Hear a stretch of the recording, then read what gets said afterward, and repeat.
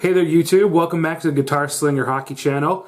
I hope you're ready for a feature-length film today because this is going to be a really long video, and I'm guessing the only people who will be watching this will be people that are in a very similar situation to me, and so that the purpose of this one is going to be to go through a lot of detail.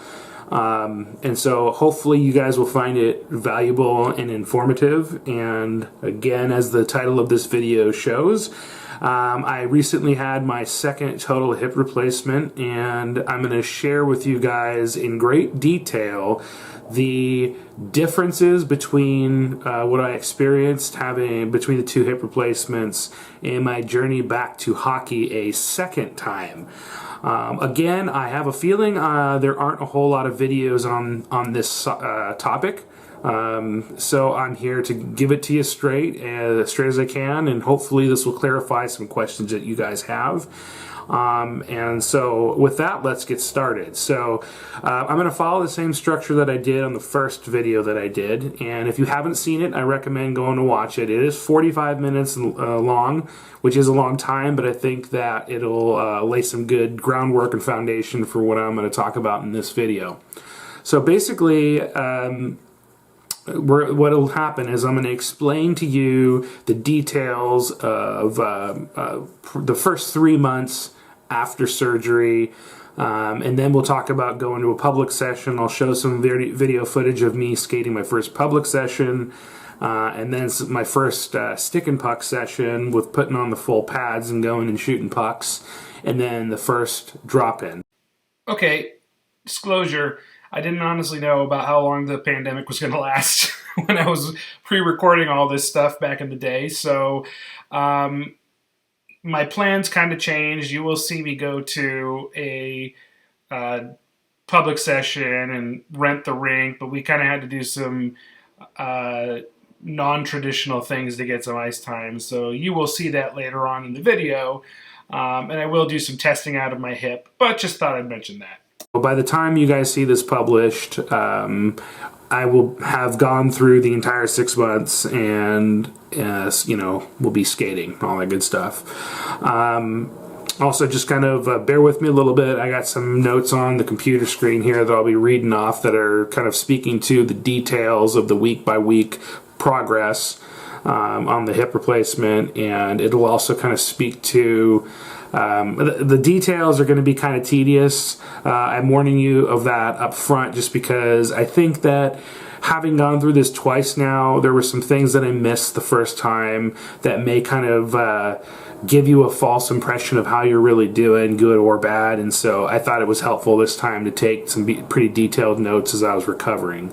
With that said, obviously right now is the time of recording is April of 2020. We're in the heat of the global pandemic, so no one's doing anything right now hockey related or anything else related. In fact, you know, I'm sitting here quarantined in my house. The closest to hockey I'm getting right now is the shooting net in the garage, and then wearing my New Jersey Devil practice jersey. So bear with me as I'll be kind of going back and forth between the computer screen and talking to you guys. So here we go. I had my first total hip replacement in May of 2017. It was my left hip, and it was done by interior approach, which means they go through the front of the hip. That is the least common approach, but it's also the most effective for those of you who want to skate, which obviously I wanted to continue doing that. And that hip replacement went really well. I'll let you watch that video, but it went really well. The second replacement that I had was on January 6th of 2020. So at the time of filming this, I'm basically 3 months in. And so after the first experience, I definitely wanted to try some things differently. I will tell you this, that the right hip, which is the one that I had replaced on January 6th, it is interesting because I always knew that I was going to have that hip done as well, because it wasn't too far behind that left hip that I had done. But it was pretty interesting that it kind of just went one day. It wasn't just there was obviously a gradual type of thing going on, but it happened I can actually pinpoint a very specific pickup game that I was playing in with my wife. My wife and I played defense together and just kind of goofing off, having a good time. But I remember that in that game, I felt my right hip give, and I was like, okay, I'm on medication for the anti-inflammatory. It all of a sudden doesn't help, and I'm having a hard time bearing weight on it, and it was just kind of, just went from that point. And it was just a straight up, okay, I think I need to get that hip replacement scheduled. And basically, I had planned to have it done on May of 2020, and I'm really glad I didn't choose to do it because I wouldn't have been able to get it done because of how jam-packed the hospitals are with COVID-19 patients right now.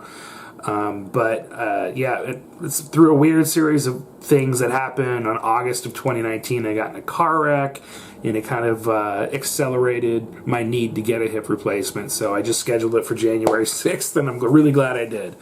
But anyways, so I had it done, and I had it done by the exact same doctor who did my first hip, and I had the exact same anterior approach done to my hip. And so things definitely changed between the 2017 and the 2020 surgery, just in the way they do things. So just some minor things, but I'll go over that now. So on the 6th, the surgery, I was told, went better than the first one did, and I think it was the doctors basically told me that my right hip hadn't gotten as bad as my left did, and so there were some positives to that where they didn't have to hammer on me as hard on my right hip as they did on the first hip that I had done. Also, one of the things that I mentioned in the first video is that I had to get a catheter on my first hip replacement, which was the only time in my life I've ever had that. It was awful. It also raises the risks of infection, and fortunately, I didn't have to do it this time because of a different type of anti-nausea medication that I received during the anesthesia process. So that's actually something you have a choice on, which I didn't know about. And I didn't know it was going to be a problem, but this time we addressed it, and it wasn't a problem at all. It was great. And I went back to the room and felt pretty good. So the first time I got out of bed to use the bathroom, I still did have a hard time going. I got up and I got like really, really dizzy and nauseated the very first time I sat up in bed. It was crazy. I actually had to go back to the bed and just kind of get in there with help and just really not feeling well from that. And that was basically because of coming off of the anesthesia, which is it takes 24 to 48 hours to fully kind of come off of that and get it pass. I also experienced something I didn't experience the first time, which was I had like the worst stomach ache ever due to something called meloxicam, which is an anti-inflammatory medication that they gave me this time. It actually got so bad that I ended up having to stop taking it, and the pain that I was dealing with was better than the stomach ache that I was dealing with. So even though the pain level was pretty high overall, it was being managed pretty well. And, and we're talking about the first day of surgery. But I did require help every single time of using the bathroom. And something I should note too is that you do spend 2 days in the hospital, basically an overnight stay, and that was no different than the first time. On day 2, basically I didn't sleep very much because people were coming in and out all night, so really it's a 2-hour sleeping, window of time before people come in, and I expected that. It was the same as the first tip. After my dizziness episode on the first day, I didn't really have any more issues getting up, and I could go and use the restroom, just kind of wheel my IV bag over there, that's really all it took. Something that was different, one of the things they do before they send you home is they do a kind of a physical therapy check on you where they have you, practice going upstairs, going downstairs, how can you sit in a chair, get up, try to step into a bathtub, just kind of in case you have a bathtub that you need to go into. I actually failed it the first time, and basically the first time I tried it for the second hip replacement, I failed it. The first hip replacement I had, I did it the first time, no problem. I was just in way too much pain. I couldn't handle it. But the strange part is I actually was able to wait a few hours on that same day, and I was able to pass it on that same day, which enabled me to be discharged from the hospital, which was kind of interesting. So still battling the stomach ache. First night I got home, I didn't sleep very well, and I was up every 1 or 2 hours, similar to the first hip that I had. Tried to sleep on the couch, didn't help much. Basically I tried sleeping on the couch a couple of nights because I had luck with that on the first hip replacement, but it didn't really seem to matter, so I just got back into my bed. And I bring that up just because sleeping while you're in that post-surgery window is difficult. It's pretty tough for most people, and so if you're going to have to be going through this surgery, you'd probably want to get yourself in a situation where you can find someplace comfortable and work with it. I think that sleeping on your back is your really only option, and I had to learn to do that. So, a week out from surgery, it took about 4 or 5 days to fix the stomach issue. I was like really a bad problem. It was awful. Had to stop taking the meloxicam and go with just straight up Motrin. This worked fine, and I felt like the hump lasted longer than the first hip. And so basically what I mean by the hump is that there is a period of about a week or so where I call it the hump after surgery, where it takes about a certain period of time before you stabilize into the recovery process. It took me about a week this time, which was a little longer than the first hip, but still more or less on the same page as the first time. Excuse me. Able to do all my exercises without issue, even though obviously it was tough to do. And by the end of the first week, I was sleeping fine. Swelling down past the knee and into the calf, that was something that I experienced, and it was in fact pretty different from the first hip. I didn't really experience any of that type of stuff. Not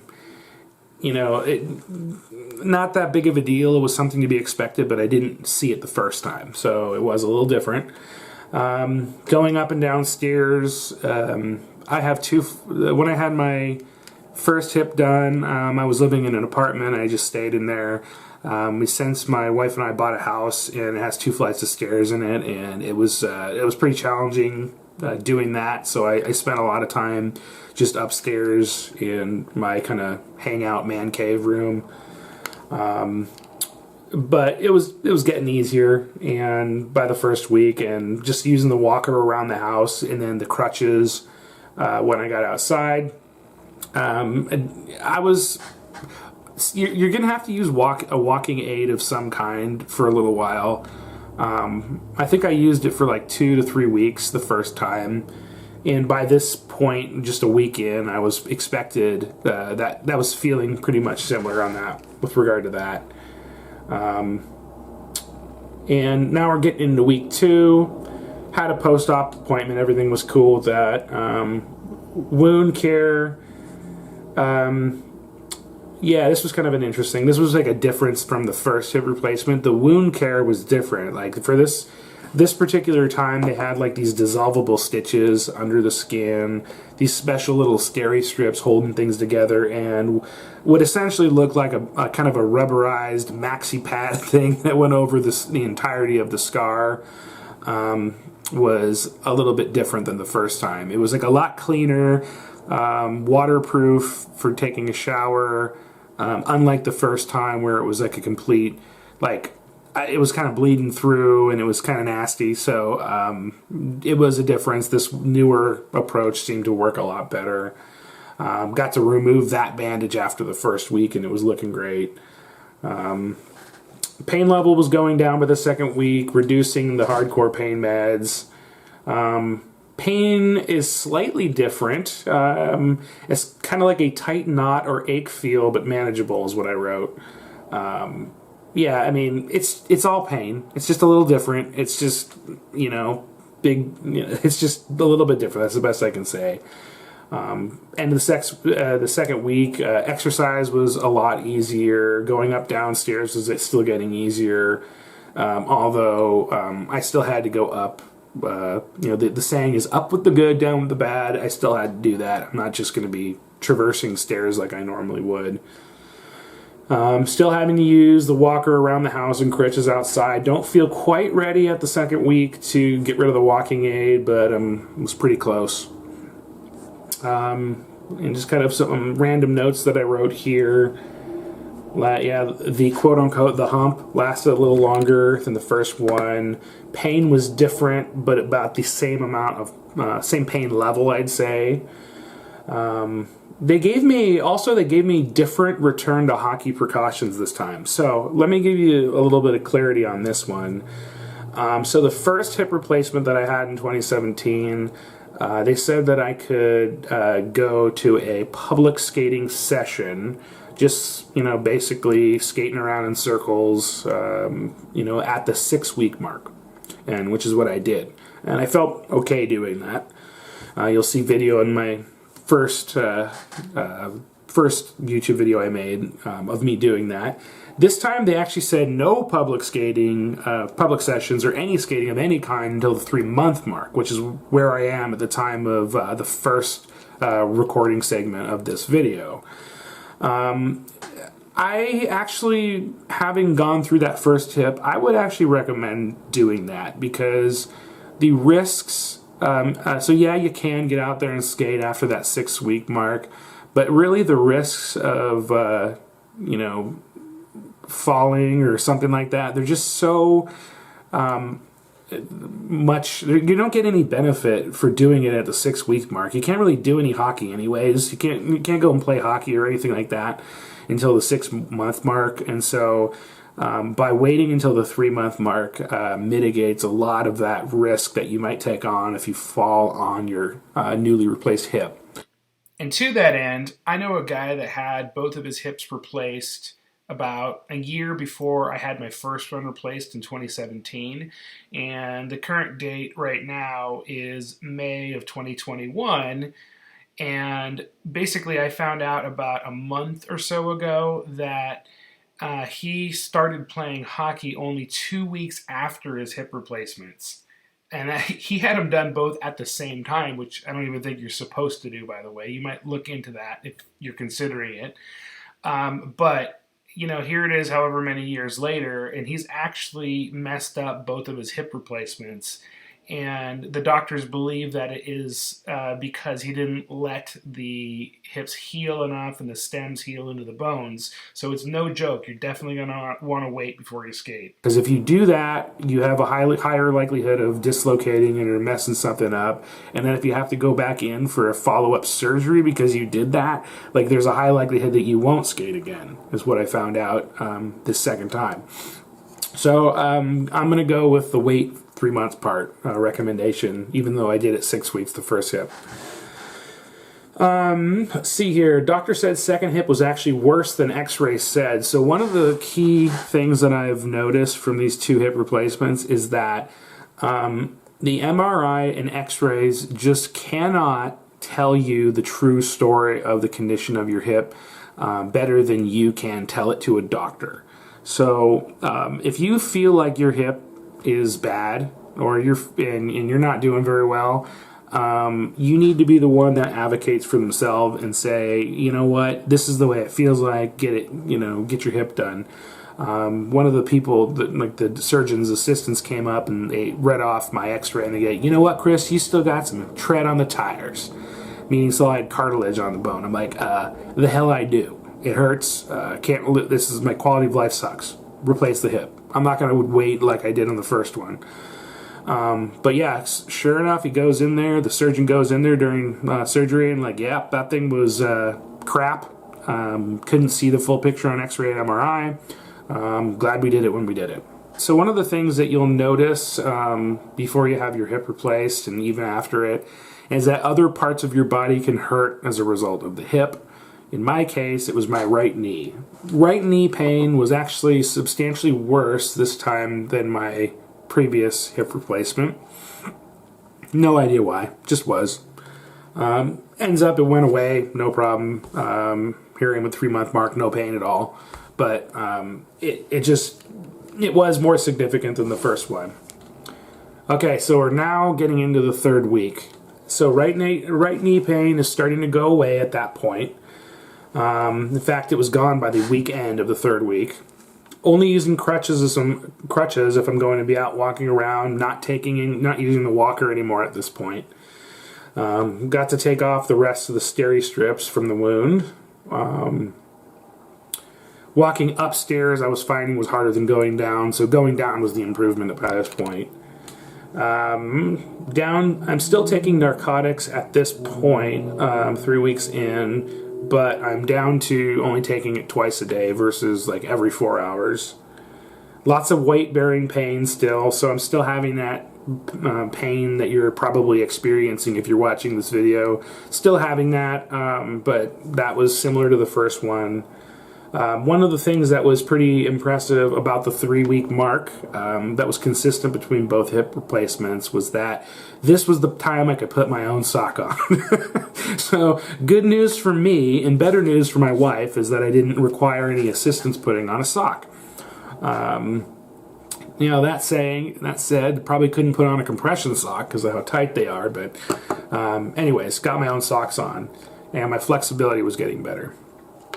So this point was when I had a deviation from more of a negative pain situation occur. So I started to have weird pain in my femoral artery, which is like in the inside of your thigh area. And I was worried that it was like a blood clot or something like that, because blood clots and infections are the kind of the big things you're worried about. But I talked to the nurse and she was like, well, blood clots usually feel like a pea, something the size of a pea or a marble that start in your calf and kind of work your way up. I didn't have any of that stuff. So what it ended up becoming, what I found out after the fact, was the stem pain. It was that titanium stem that they hammer into your femur. It was that pain, and it was like radiating down my entire leg. So it was very like throbbing, and what you find out is that the sizes of the stems are different sizes, different lengths, different thicknesses. They're not going to be the same in both hips, and that's to balance you out. It's a good thing that they don't do that.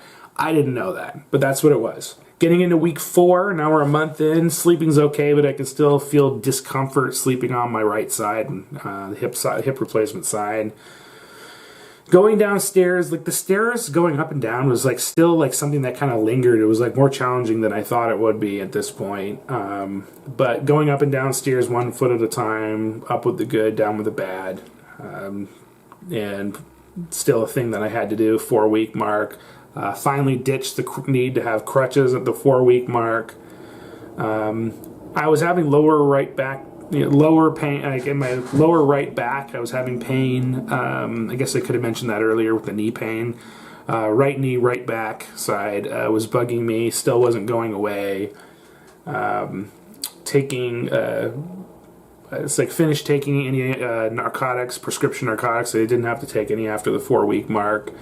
That weird femoral bone pain, that throbbing pain is gone by the 4-week mark, which was good. The nurse said that it would be as well, and she was accurate about that. Having to take melatonin to sleep, but don't really need it too much.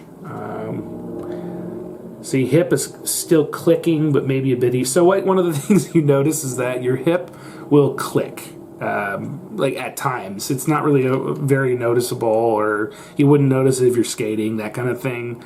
But it's something that it's almost like your hip tightens up in the socket the more it gets broken in. So it's really just kind of like, it feels a little sloppy at first, and then it kind of tightens up as your muscles get stronger. And I kind of make a note about that here too, that exercising is coming along nicely at this point. Getting into the week number 5, just going to move this a little bit. I'm doing some minor exercises at this point, like push-ups and hand, wrist, forearm strengthening, the basics of hockey. I actually tried at 5 weeks getting on the spin bike for 30 minutes. My wife and I have a Peloton, which is not only ended up to be a great recovery tool for me, but also keeping us sane in this quarantine pandemic situation. See this here. I also was able to go into the garage where I have a shooting pad and a full-size goal and things like that, and I was able to do some stick handling. Wasn't shooting pucks or anything at this point in the 5-week mark, but just, getting out there, trying to make sure I kept, some semblance of hockey in my life. See, front of hip and lower back still at same pain level as previous week. So 5 weeks in, I'm still having pain on like that front of your hip and lower back. I didn't remember. This was a point in the time where I was like 5 weeks in where I'm like, I'm actually feeling a little bit behind the 8 ball for where I was that first replacement. And I felt like this is also the point in time where I went back to work, about to go back to work, and I kind of felt like I should have taken more time off of work, more of a leave of absence, but just was what it was. And I'm really only taking anti-inflammatory at this point, 600 milligrams. I feel like I can walk around for a while, but I get fatigued pretty easy, sore pretty easy, and again, strangely, in the 5th week, I developed that same stem pain, that throbbing pain again. Just popped back up for whatever reason. And what I noticed is that it was related to me sitting in my car driving to and from work. I have about an hour commute each way, which is not the distance of the drive, it's just traffic. And sitting in the car for that amount of time was really causing that throbbing to come back in that 5th week. And so this is the end at the 6th week of the precautionary period of, kind of like how you bend back or how you move your hip around. That's over at the 6th week, by the end of the 6th week. I'm still having trouble sleeping at this time. 6 weeks, this is like way longer than my first hip, so this is taking a bit longer now. But like the healing of the hip, like the scar, is going really well. I'm doing well on the spin bike. Let's see here. And getting into week 7. And then, by the way, I'll just kind of take a quick break saying, like, I appreciate you guys watching all this. I felt like this is important because some of this stuff, as I'm pointing out, was the same as the first tip. In other parts, different and worse, and in some ways better. But one of the things here, before I get into the 7th week of the details, is that the surgeon came into my room before I actually went into the operating room, and he said, "Hey, just so you know, your hip will not recover the same way your first hip did. They never go the same. They never go the same. It could be better. It could be worse. It's just going to be different some way." And it absolutely was. Okay, so getting into the 7th week, the hip throbbing I'm having in the femur is actually waking me up at night. And so I'm taking Tylenol and Aleve to handle that. I'm having a painful pinching sensation of the new hip in the front of my hip, which is kind of making me like, okay, did this hip replacement go as well as the first one did? And so kind of worried about that at this point. But other things, like I'm feeling stronger going up the stairs now. Still having random muscle pains, but nothing crazy. And considering taking diclofenac again. So for those of you who watched the first video, diclofenac was my only saving grace for pain management before the hip replacement. And really, I was trying to avoid taking diclofenac because it can be hard on your liver and your kidneys and things like that. Ended up not taking it. And it turned out that that was okay doing that because around the 20th of February, the hip throb, which was kind of the most annoying at this point, annoying thing I was dealing with the whole replacement issue, started finally going away. That was the first time I was like, okay, good, I'm starting to get some relief from this. And then now I'm going to start breaking it down by month instead of as detailed as I was going to this point, because you guys either are hanging on every word because you're trying to figure out what to expect, or you've tuned out a long time ago. So, not looking for a record-breaking amount of views in this video, but I'm hoping that this is helping you guys. So month 2, I feel like the pain, main issue of the throbbing hip went away completely around the first week of March, which was true. So I have a gym at work, and one of my coworkers talked me into going to it, which was a really good idea, and I was able to go every single day, get on that spin bike there on my lunch break, and just get on there for about 30 minutes. And around the second week of March is when I started to really feel good. And I'm like, okay, and I'm able to actually shoot pucks in the garage. Is basically I can shoot the pucks as hard as I want now without experiencing any pain. And what I noticed is that it feels better. My right hip actually, right hip, aka second hip replacement, feels better than my first hip replacement did. And with regard to shooting hockey pucks. And what I noticed, and this is something for you to consider if you actually play hockey and you're not just a figure skater or a speed skater or something like that. So I shoot right, and what I noticed is that it's your opposite side hip that's going to take a little bit more of a beating. Based on what shot how you shoot, if you're a left shot or a right shot. So basically, it took me longer to get my left hip up to speed because I'm a right-handed shot when you when you take a slap shot or something like that, versus my right, leg being on the back leg. It doesn't take as much force or beating as the left hip does, which is probably why my left hip went first. But that's just something, kind of an interesting side note, that if you shoot right and you're having your left hip replaced, it might take a little longer to heal than, vice versa, basically. So just keep that in mind. Let's see here. I'd say that I truly felt ready to skate a public session by the second week of March. That said, I'm holding out until April 6th was the goal, before I went to my first public session, per the doctor's orders. At least so at the 3-month mark, can not only public sessions, but I can also start lifting weights. So the 3-month is a big milestone when you had your hip replacement and you want to go back to playing hockey or skating, whatever type of ice sport you do. It's the point in time where you can go on the ice and skate. It's also the point in time where you can actually lift weights again. Now, same thing goes as the first hip. You're not going to be doing squats or anything like that, or really heavy weight in that regard. You're still going to want to do low weight, high rep. For example, I do leg press. I do 20 pounds 100 times and 3 sets of them. That's kind of what it's been ideal for me. You're not going to want to be doing 200-pound squats, just free weight style. That's not, those days are over. Plus, I'm 41 now. I don't care about that kind of stuff. I just want to skate and not get hurt. So the 3-month mark was what I was waiting for, April 6th.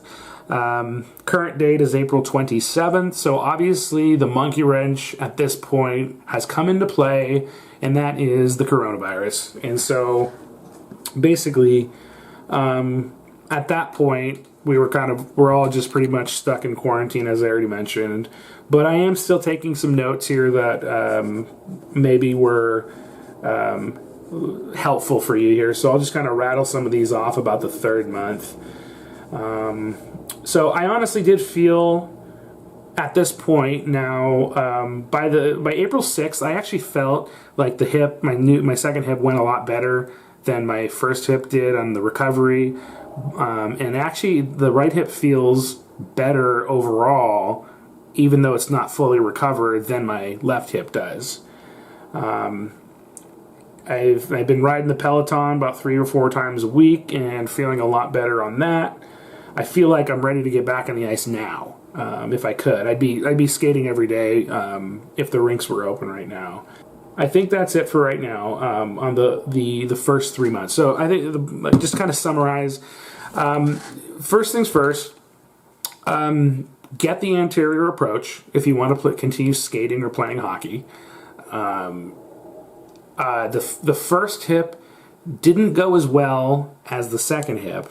They both feel great though. So even though the left foot doesn't technically feel as good as the new hip, they are both absolutely perfect for playing hockey. I have my range of motion back.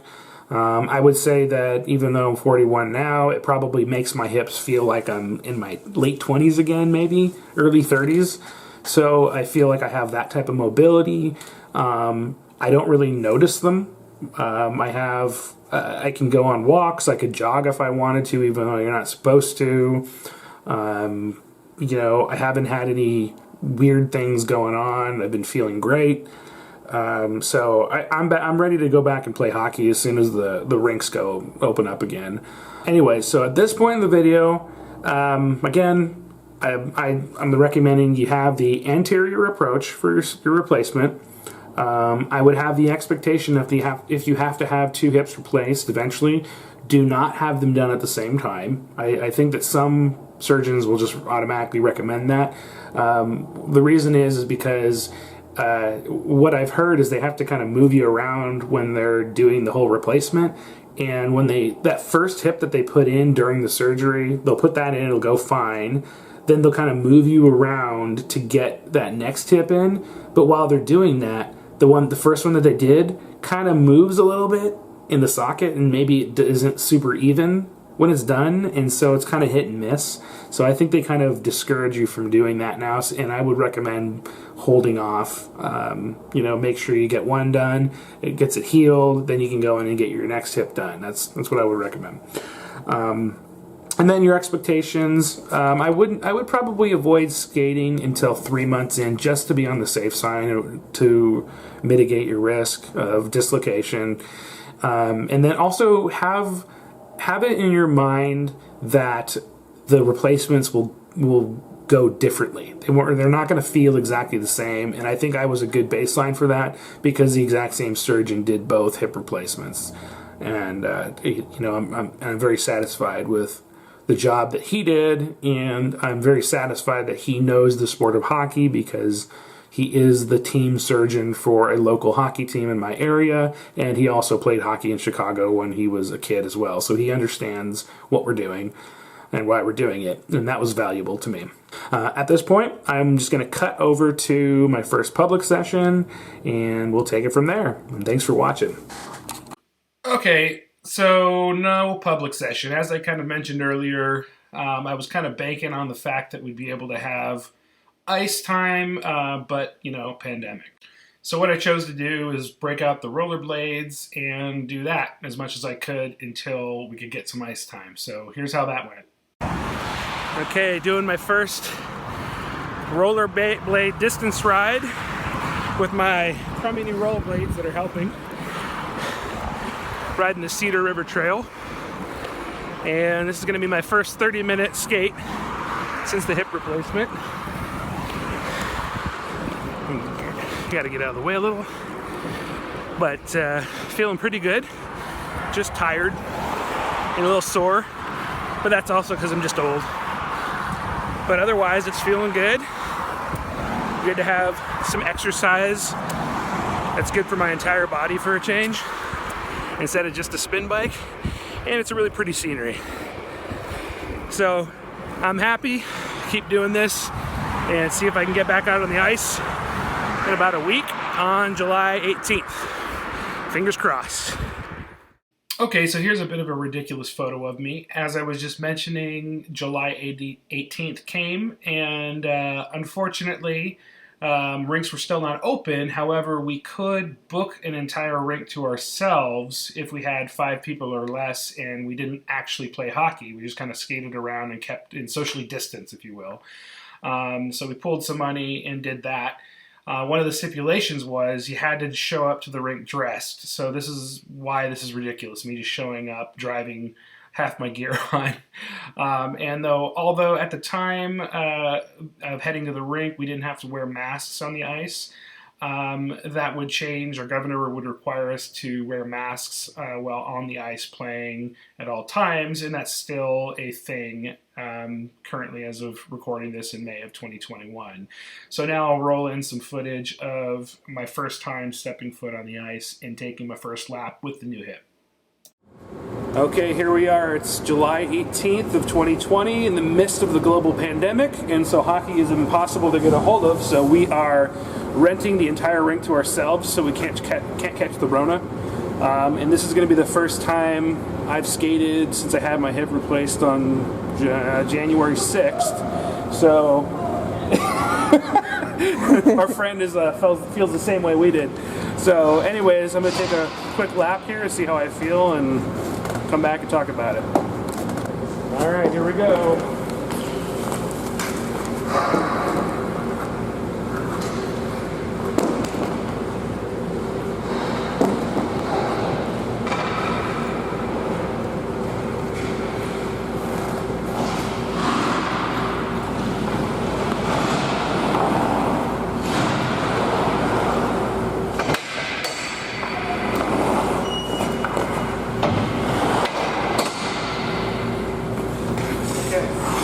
Oh, hockey stop.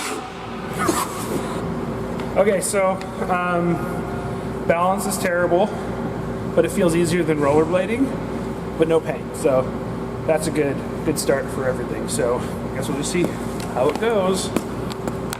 Okay, look, I know this footage is probably boring. No one wants to see an old dude skating around a rink at a snail's pace.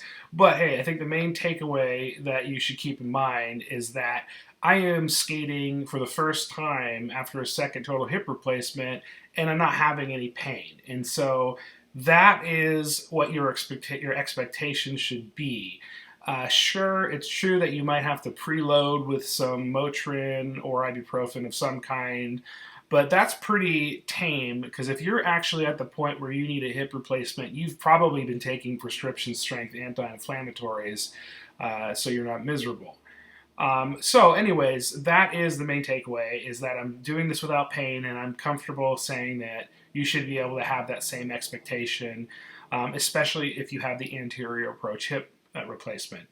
At this point, hockey became less available, where all of the rinks eventually closed, and so that leads me to the next segment, where I had to make a drive to the one outdoor rink in our state, and so I'm going to take you to that part next. Okay, here we go. So, about to do something drastic. Since COVID is being a big dummy and none of the rinks have opened, and I still haven't gotten a chance to try out my new hip in a full hockey game, I'm going to head to a far-off outdoor rink, which is the only place that's open in my state right now, and see how I do. So, I'm about to get going on a 4-hour drive. It's way out of my way to go skate, and it's about 6:30 a.m. right now, so I'm hoping to make it there in time for a 11 o'clock ice slot. And then I'm going to put about 6 hours between today, December 12th, and December 13th, Saturday and Sunday. And so I'll follow up and let everybody know how it goes, and also have a brand new pair of skates, the Bauer Ultrasonic, to try out and see how they go. So here we go, more to come. Okay, and here's the rink. I'd never been to this place before, but it was awesome. The ice was awesome. The skating was awesome. It was great. So during this weekend, I put 6 hours on my new hip and skates and all that good stuff in the form of public sessions, stick and pucks, and drop-ins. So show a little bit of that now. Okay, so this is what hockey looks like. Just this awesome bra on my face. It's not so bad. Probably get used to it pretty quick. But, anyways, that's it for now. Okay, here we are. Skating in a public session. Testing out the new wheels and my new hip. Feels good, actually. One question mark about the skates, but we'll see how that goes over the course of the weekend. Just started hour number 2 and just coming off of a stick and puck, so we'll see how it goes. Okay, well, I am now on my drive home from a weekend of skating. It was a fantastic trip.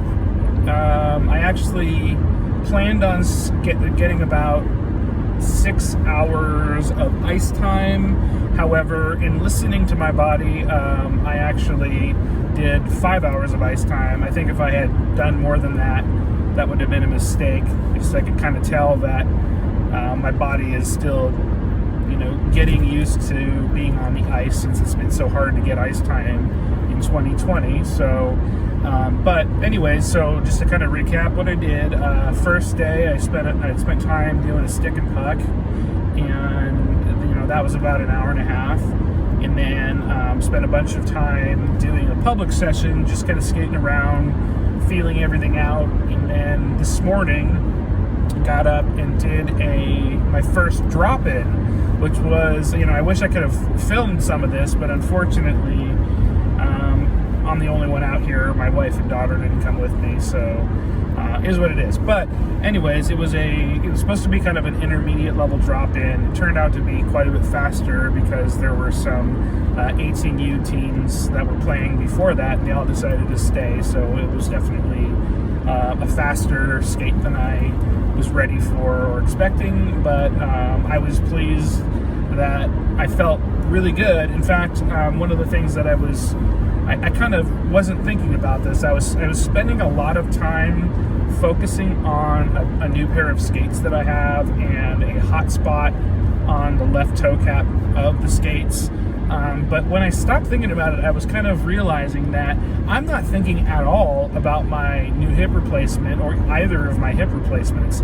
I felt really good, and I only took preemptively some Excedrin migraine because I have a tendency to get migraine headaches when I play hockey in the morning, and I didn't want to get that, especially when I have a long drive ahead of me. But that's all I took for that. And so I didn't feel any pain at all. I was obviously have some conditioning stuff that I need to go work on, but I felt really good. I was able to keep up with everybody, even got myself one goal, so I was happy about that. But yeah, I thought all the turning, the starting, the stopping, the V starts, which was kind of an impressive one for me, because being able to do a V start is actually something that's very hard to do when you have arthritis in your hips, and I noticed that isn't a problem anymore. So now I can actually start recovering from a standpoint of conditioning and getting stronger, assuming once the ring's open again. But yeah, I felt really good, and I would say that there's not, well, I guess there's not really much to say other than I consider both of the hip replacements a success. I'm happy with how everything turned out. This was a fantastic experience, being able to make my first game outside, with this beautiful weather at one point, then it was snowing at another point, bald eagles flying around, very majestic. But yeah, I mean, this was the first game I played. I felt very comfortable out there, and I would just say, when it comes time for you to do it, if you're going to be going down that road, again, make sure you check into your surgeon to make sure that you have somebody who knows what they're doing, because they definitely are not all created equal, as I found out with a couple of my buddies. You also, I stand by this firmly, to get the anterior approach aside from the posterior or the lateral. I think that enough people have shown me, just my local hockey playing buddies, that the ones that are doing well are only the ones that have the anterior approach. The players that are not doing that well are the ones that had the posterior and the lateral. So just keep that in your mind. And by the way, the posterior, as I've mentioned in the past, is the most common one. The anterior is the newest one, but that's also the one where you want to keep skiing, you want to keep playing hockey, you want to keep spin bike or cycling, whatever. That's the one you want to stay active. So keep that in mind. But anyways, I think I'm going to conclude the video because probably by this point it's going to be a really really long video of my second hip replacement. But I think I've now gotten a chance to do stick and pucks, public sessions, and play a real game, and I'm very happy with how everything turned out. And I'm going to be looking forward to getting back on the ice once we can get the COVID vaccine handled, which enables us all to play hockey again. Anyways, I hope you enjoyed this long video. I know it was long, but again, it's really to inform all of you guys what it's really like to go through a hip replacement, whether you're trying to get back into hockey or figure skating, speed skating, anything on the ice. This is really what it's going to take to go through it. And I would say that the main training aid that helped me is going to be was the Peloton spin bike. That has been the absolute best thing, best investment, especially in this pandemic. And that's really what brought my hip back to strength. I hope you enjoyed the video, and definitely reach out with any questions or comments, and catch you later. All right, I'm going to see if I can perfect